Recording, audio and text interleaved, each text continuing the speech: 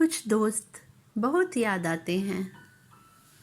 मैं यादों का किस्सा खोलूं तो कुछ दोस्त बहुत याद आते हैं।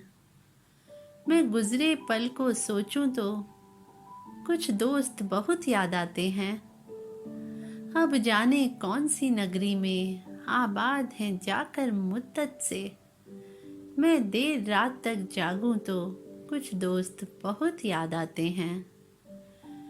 कुछ बातें थी फूलों जैसी, कुछ लहजे खुशबू जैसे थे।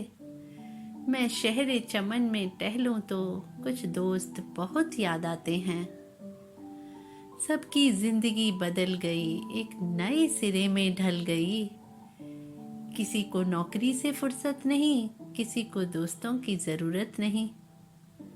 सारे यार गुम हो गए हैं, तू से तुम और आप हो गए हैं। मैं गुजरे पल को सोचूं तो कुछ दोस्त बहुत याद आते हैं।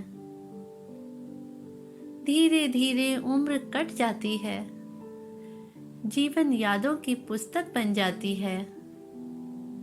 कभी किसी की याद बहुत तड़पाती है और कभी यादों के सहारे जिंदगी कट जाती है।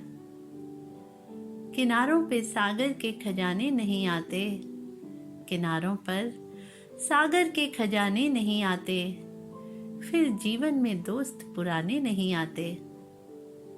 जी लो इन पलों को हंस के ए दोस्त, फिर लौट कर दोस्ती के ज़माने नहीं आते। फिर लौट कर दोस्ती के ज़माने नहीं आते।